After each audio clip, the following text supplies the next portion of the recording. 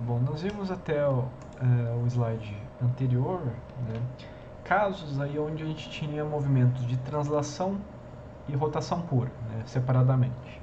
Então, só para relembrar isso, né, relacionar com o que a gente vai ver agora, no caso de translação pura, foi o primeiro caso, a gente viu que nesse caso aqui, como a gente não tem nenhuma rotação no nosso corpo, qualquer ponto do corpo que a gente está analisando, né, qualquer ponto A e B, possui mesma velocidade, mesma aceleração, porque o corpo está em translação pura, o movimento de qualquer ponto que esteja contido nesse corpo vai ser exatamente a mesma coisa, né? Lembrando que a gente está lidando aqui com um corpo rígido.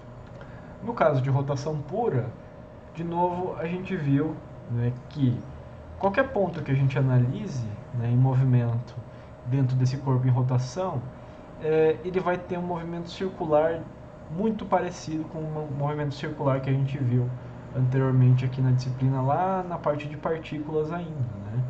Então, tanto no movimento de rotação pura quanto de translação, a gente tem situações onde o movimento é tão simples, né, que a gente pode, de certa forma, usar as relações cinemáticas que a gente viu anteriormente, né, para partículas lá. Agora, né, a gente vai fazer um caso mais geral, né, para analisar o movimento plano geral, né, que nada mais é que uma combinação de translação e rotação. Tá? Então, a partir de agora, o corpo que a gente vai estar analisando, ele está em movimento plano, né, quer dizer, a gente pode ter translação, né, e rotação aqui, mas de modo que o movimento se restrinja, né, apenas a movimentos no plano. Então, a gente pode ter esses dois casos de movimento aqui. Vamos considerar um corpo rígido qualquer, né, com dois pontos A e B, novamente, como a gente fez nos casos anteriores, só que agora, né, a gente pode ter ambos os tipos de movimento. Né? Então, teoricamente, o que a gente vai ver agora, né, vai ser válido tanto para translação pura, para rotação pura, ou para um caso geral onde a gente tem as duas coisas atuando em paralelo. Tá? A gente vai considerar aqui dois sistemas de coordenadas. Tá? Então, um sistema de coordenadas inercial retangular, tá? XY, que vai ser utilizado para indicar posições, velocidades e acelerações absolutas no nosso corpo. E a gente vai ter um sistema móvel transladado, tá? X', Y', que vai acompanhar o movimento do ponto A desse corpo. Tá? Esse ponto A e esse ponto B são pontos arbitrários a princípio. Então, esse X', Y' vai se transladar junto do ponto A. Né? Ele vai sempre acompanhar o ponto A, sem, no entanto, rotacionar com o corpo nem nada. Tá? Então, sendo transladado em relação ao sistema inercial. Será usado para indicar a posição de B com respeito a A, né? A posição relativa do ponto B com respeito ao ponto A.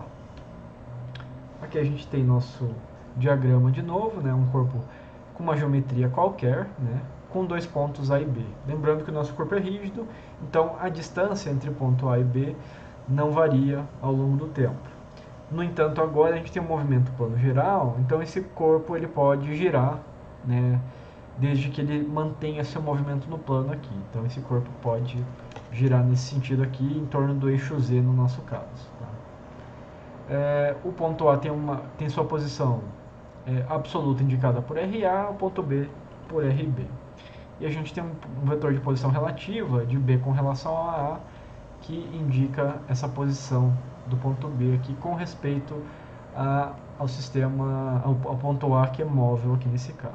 Tá? Então, a gente tem um sistema móvel nosso aqui, que acompanha o ponto A, e o sistema inercial fixo na origem aqui nesse caso. Se a gente analisar essa cadeia de vetores, a gente tem um RA aqui, a gente tem um RB e a gente tem um RBA.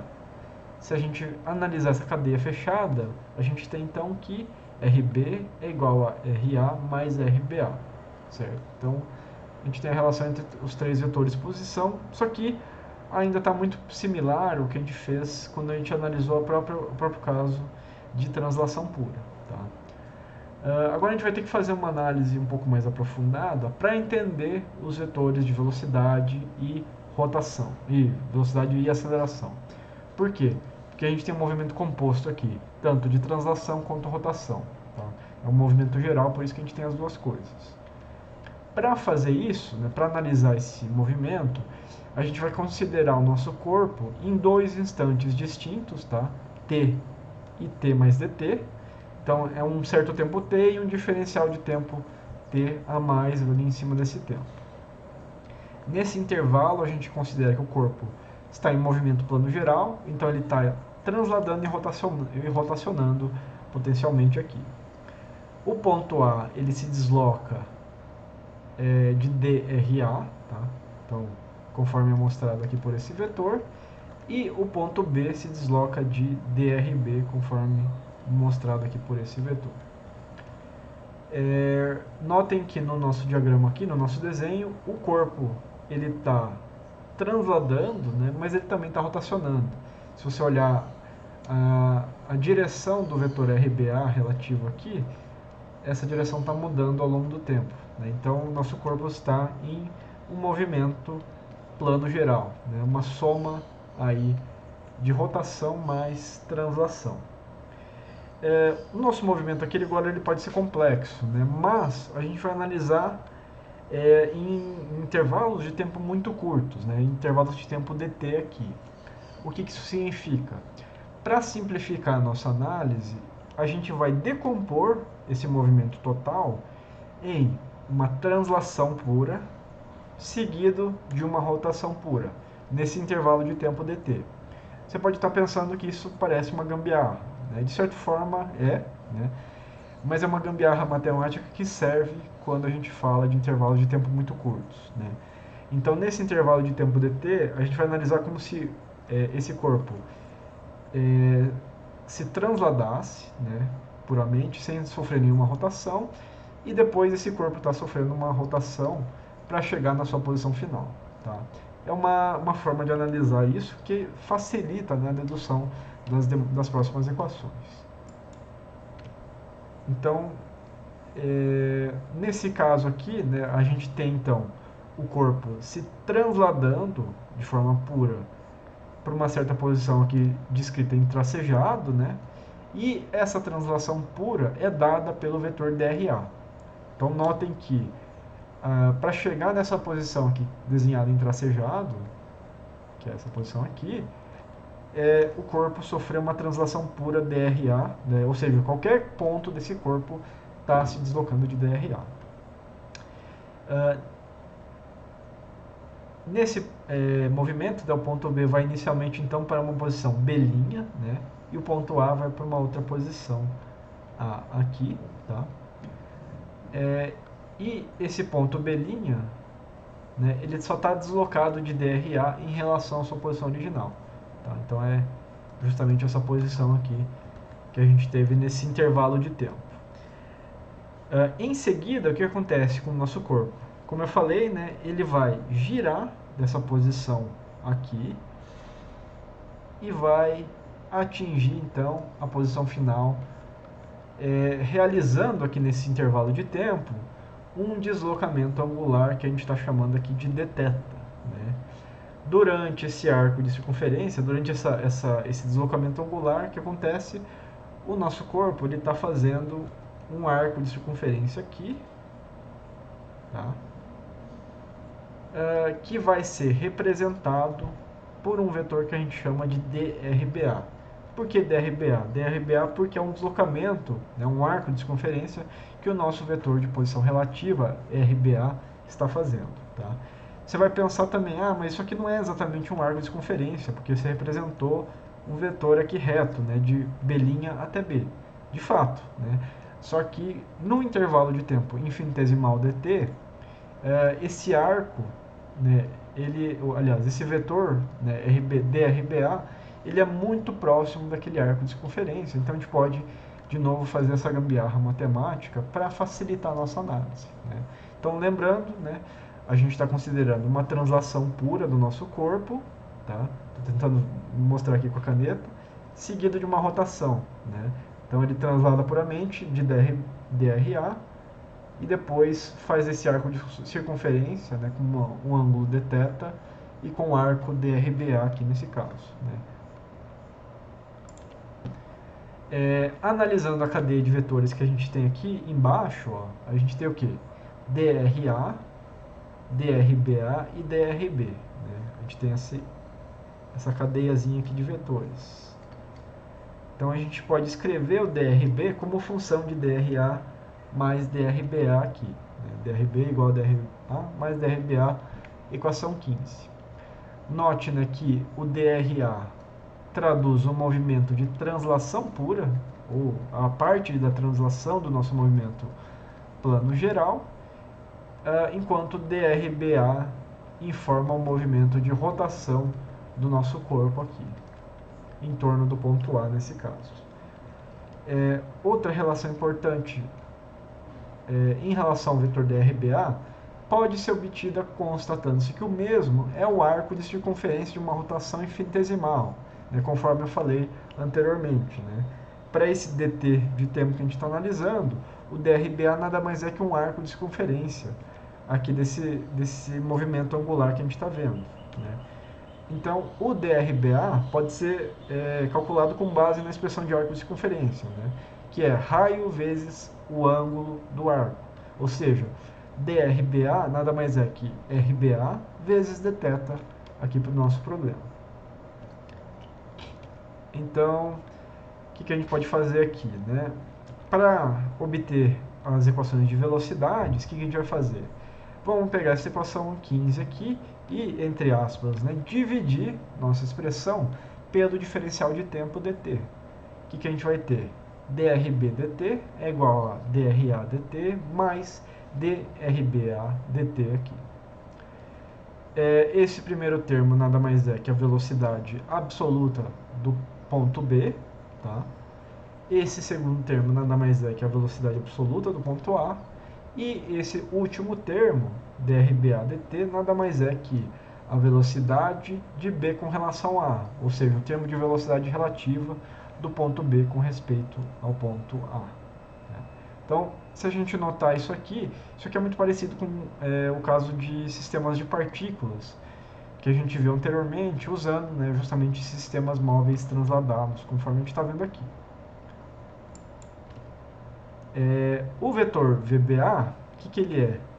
Ele é um movimento, ele reflete, né, um movimento de B que um observador fixo, né, naquele sistema móvel x', y', no ponto A enxergaria.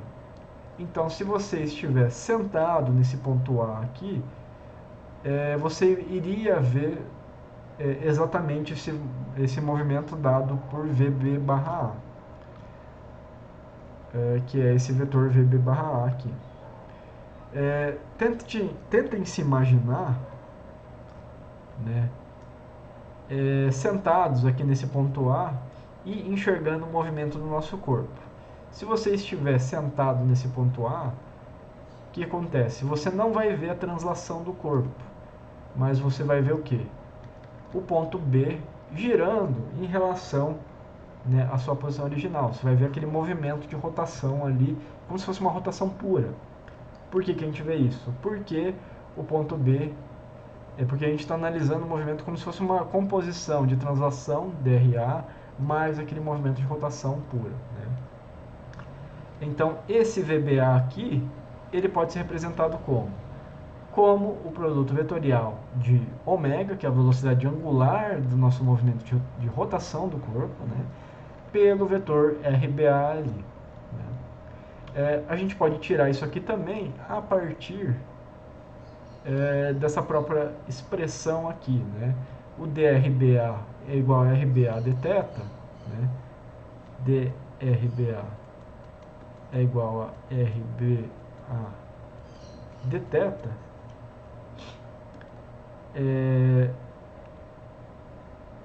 Se a gente dividir isso aqui por dt, essa equaçãozinha aqui por dt, o que a gente tem?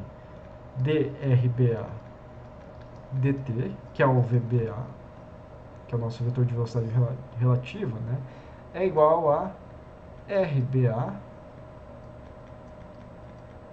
dθ dt aqui. Ou ainda, né, a gente tem produto vetorial da velocidade angular pelo vetor de posição relativa a RBA aqui. Então, essa equação 17 é a nossa equação de velocidade, né? Velocidade do ponto B é o quê? Velocidade do ponto A mais produto vetorial da velocidade angular pelo vetor de posição relativa aqui nesse caso, né? Então, essa equação ela transmite para a gente, né, essa ideia, né, de que o movimento do ponto B é uma composição de translação do ponto A mais uma rotação do ponto B em torno daquele ponto A, né? Nossa velocidade relativa, aqui nesse caso, é proveniente desse movimento de rotação do ponto B com relação ao ponto A. Para a gente obter agora o vetor de aceleração, o que a gente tem que fazer? É basicamente derivar essa equação 17 aqui no tempo, né? Então a gente vai ter dvb dt é igual a dva dt mais a derivada do vetor de velocidade relativa, aliás, dvba dt. Quando a gente derivar essa equaçãozinha aqui, né, o que a gente vai ter? A aceleração absoluta do ponto B, né, que é o AB, aceleração absoluta do ponto A e derivada do vetor de velocidade relativa aqui. Lembrando que esse vetor de velocidade relativa é o produto vetorial de ômega pelo vetor posição RBA aqui nesse caso. Esse termo dvba dt nada mais é que a aceleração relativa, né, que representa nesse caso, né, simplesmente o movimento de rotação do nosso corpo aqui, né? Como o nosso corpo, como a gente está representando, né, esse movimento relativo como uma rotação pura, a gente pode interpretar esse dvba dt em termos dos seus componentes de aceleração normal e tangencial. Por que a gente pode fazer isso? Porque a gente tem um movimento de rotação pura, aqui naquela decomposição que a gente fez no nosso corpo em movimento plano geral. Então, esse termo dvba dt a gente vai chamar de ABA, tá? Aceleração relativa de B com relação a A. Então, nossa equação vai ficar: a aceleração do ponto B é igual à aceleração do ponto A mais a aceleração relativa. E essa aceleração relativa, né, tem aí, como ela está refletindo para a gente os componentes de velocidade, de aceleração normal e tangencial desse movimento de rotação pura, a gente tem ABA tangencial mais ABA normal aqui. A gente pode conseguir isso aqui também derivando, né, nosso vetor de velocidade relativa aqui. Então a gente vai ter AB é igual a AA mais derivada de ômega no tempo, produto vetorial RBA, mais ômega, produto vetorial com drba dt. Por que aparecem essas duas derivadas? Porque tanto ômega quanto RBA podem variar ao longo do tempo aqui no nosso caso. Porque, novamente, a gente está considerando um caso de movimento plano geral aqui. Tá? Essa equação aqui, né, ela pode ficar um pouquinho mais simples se a gente constatar que esse dω dt nada mais é que a aceleração angular e esse drba dt nada mais é que o VBA, né, ou ainda o ômega vetorial RBA, conforme a gente viu anteriormente. Além disso, né, de forma similar ao que a gente viu anteriormente, esse produto vetorial duplo aqui que vai aparecer, né, que seria ômega vetorial RBA, como ele está representando basicamente a aceleração normal do nosso movimento de rotação, isso aqui pode ser substituído simplesmente por menos ômega quadrado RBA no caso de movimento plano geral aqui. Tá? Então a gente tem a aceleração do ponto B é igual à aceleração do ponto A mais alfa RBA menos ômega quadrado RBA aqui. De novo, a gente tem dois termos muito conhecidos nossos aqui no movimento plano geral, né? Então, o vetor A e AB são vetores de aceleração absoluta, né, dos pontos A e B no nosso corpo rígido. Alfa RBA nada mais é que nossa aceleração tangencial, né, o componente de aceleração tangencial no nosso corpo rígido em casos onde ele tem uma componente de rotação no seu movimento. E menos ômega quadrado RBA é o vetor de aceleração normal do nosso corpo rígido ali, porque ele tem uma parte do seu movimento em termos de rotação ali desse corpo. Então, resumindo, né, as equações cinemáticas aqui para o nosso caso de movimento plano geral, usando, lembrando, né, sistemas móveis transladados, a gente tem três equações cinemáticas básicas. Né? Então, RB é igual a RA mais RBA, que é a equação de posição. A gente tem VB igual a VA mais velocidade relativa, que é ômega RBA. Né? E a gente tem a equação de aceleração, que é AB igual a AA mais alfa, produto vetorial RBA, lembrando que isso aqui é a aceleração tangencial do nosso corpo, menos ômega quadrado RBA, que é o termo de aceleração normal. Né? Esses dois termos aqui são a aceleração relativa do nosso corpo. Esse termo aqui, ômega RBA, é a velocidade relativa do nosso corpo aqui. Lembrando que no nosso caso aqui, para movimento equacionado por sistemas móveis transladados, né, a rotação do corpo ela é vista como um movimento relativo aqui. Por quê? Né? Porque se você estiver sentado no ponto A do corpo rígido, e você estiver simplesmente ali sentado, né, não rotacionando, você vai estar enxergando o movimento do ponto B como um movimento de rotação pura. Né? Então, é por isso que acabam aparecendo esses termos de velocidade e aceleração relativa, que tem uma semelhança muito grande aí com o movimento circular, igual a gente viu anteriormente. Então, resumindo, né, quando você tiver um movimento de movimento plano geral e você quiser usar sistemas móveis transladados, né, a gente pode utilizar simplesmente essas três equações cinemáticas aqui para quantificar o movimento do corpo. Outra coisa importante é que esses pontos A e B podem ser qualquer ponto do nosso corpo rígido. Frequentemente a gente vai estar interessado, né, quando a gente for ver a parte de cinética, né, de segunda lei de Newton em corpos rígidos, frequentemente a gente vai querer saber o movimento do CG do nosso corpo. Porque quando a gente aplicar a segunda lei de Newton em corpos rígidos, a gente aplica o somatório de forças no CG é igual a massa vezes a aceleração do CG do corpo. Então, normalmente a gente vai estar interessado no movimento do CG desse corpo rígido, por isso que essas equações cinemáticas também são importantes aí.